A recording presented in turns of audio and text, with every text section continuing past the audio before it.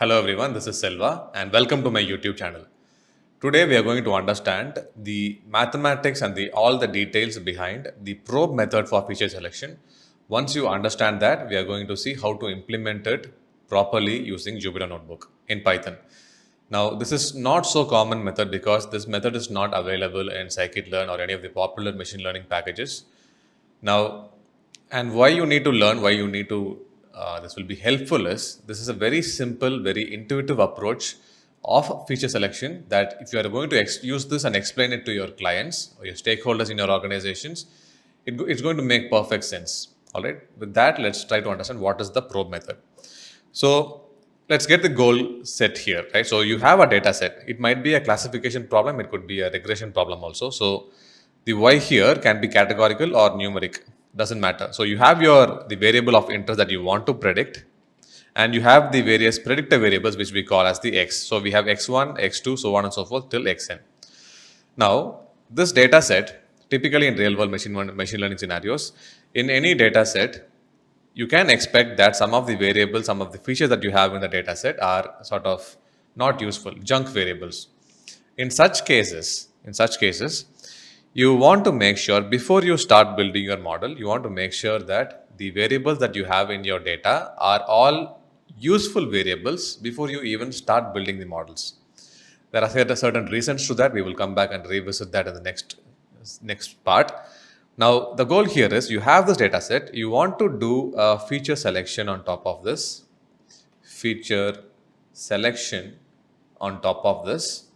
and reach to a data set, a similar data set, right? Only now here you have the y variable as you have here, but only the relevant or useful x variables you want to have in the features, predictors. This is the goal. Now let's try to understand why do we even need to do this before we get started with the probe method. It improves the speed of training. First of all, if you are removing certain variables from this, suppose if x is not useful and you are removing this, say x10 is not useful and you are removing this variable also, right? You might reduce the size of the data. By that, it improves the training speed as well as the inference speed. It also reduces, by reducing the size, it actually achieves this in turn, right? It also makes the model performance reliable because you're not going to have junk or not useful variables anymore into your data set. So this makes it reliable. It also makes sense for your business teams, for your clients, why you have that variable and why is it being used to predict, say, the housing prices. You're trying to predict the housing prices.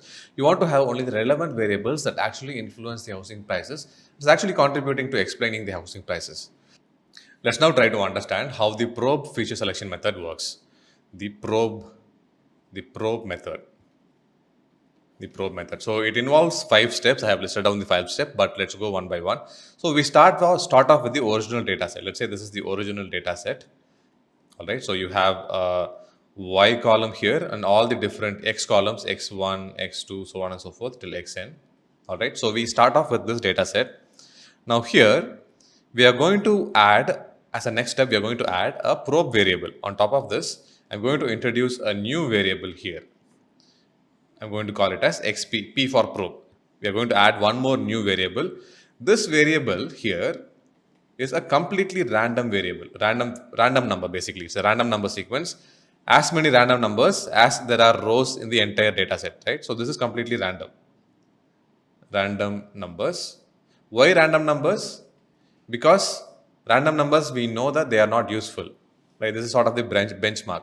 So we introduce random numbers to this. After adding this, right, we are going to train a machine learning model. So you have a base data set. To that base data set, you are adding a random number column here, feature as a feature. After this, we are going to train a machine learning model where we are trying to explain y as a function of all the x variables, the original variables, x1 plus x2, so on and so forth till xn, plus this random feature also, xp, which we call the probe. So we train a machine learning model. It does not matter what algorithm that you use to train this model. Typically, say it could be a random forest, it could be a logistic regression, it could be a linear regression, whatever, it doesn't matter. All right. So we train a machine learning model. After this, After the training is done, we compute the feature importances of each of the x variables that you have in the model. So that might look something like this. You have a graph. The x-axis is the feature importances. All right, the x-axis is the feature importances. On the y-axis, you have the all the x variables that you have in the model. All right, so you have the various different x variables, and you have their feature importances also. You have their feature importance scores also. All right. Now, amongst this, the whole set of x variables, you might find that the feature importance of xp might lie somewhere over here. Say, let's say this is the feature importance of our probe variable xp, and there could be some variables whose feature importances are even below xp, lower than xp. Now, what do you conclude out of this? So, you have all the feature importances. You know the feature importance of XP is over here.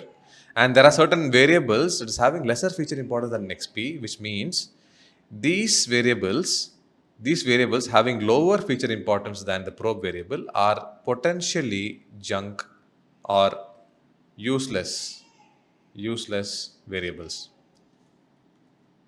All right. So, we discard these features. In this iteration, we will discard these features and go back to step 2. After discarding, we add the random features. So let's say x3 and x5 are not useful. So we will remove those two features. Those two features x3 and x5 we will remove from this data set. All right, from this data set we will remove these two and reintroduce xp. Create a new set of random variables, random numbers, put that as another feature in this newly formed data set. Then use this new data set to retrain your machine learning model and recalculate the feature importance scores one more time. Right? Any variable that is having lower feature importance than xp, again this time it can happen. If that happens, we will drop those features one more time and keep on repeating this procedure until no features are getting dropped, until no feature is getting dropped. So finally, after multiple iterations, you will be left with a set of useful features. All right. Now this is one iteration. You can do the whole set of iterations multiple times. Multiple times. In each set, it is possible that you might get a different set, slightly modified. One or two features might be included in one iteration and it might not be included in another set, another run.